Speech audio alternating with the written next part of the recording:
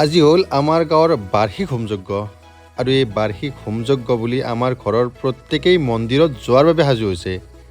সাজু হয়তো থাকিবই দিয়কচোন, কিয়নো আমি প্ৰত্যেকেই মাঘৰ 2 আৰু 3 তাৰিখলৈ এনেকৈ অপেক্ষা কৰি থাকোঁ। সেয়েহে গাঁৱৰ প্ৰত্যেকৰে মনত আজি উখল মাখল পৰিৱেশ। এই যে মন্দিৰটো দেখিছে, এইটো 700 বছৰতকৈও বেছি পুৰণি মন্দিৰ।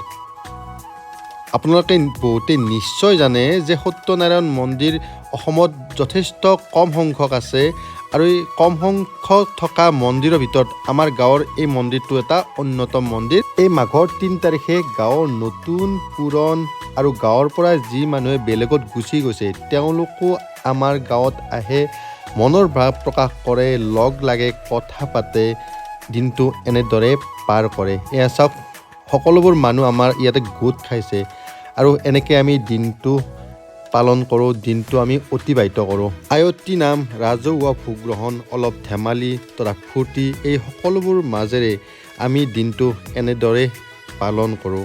এয়া হৈছে আমাৰ গাঁৱৰ এক পৰম্পৰা। এনেকৈ শেষত ভোগ গ্ৰহণ কৰি আমাৰ দিনটোৰ সামৰণি এনেকৈ মাৰোঁ আৰু শেষত থাকে আবেলিলৈকে নাগাৰা নাম।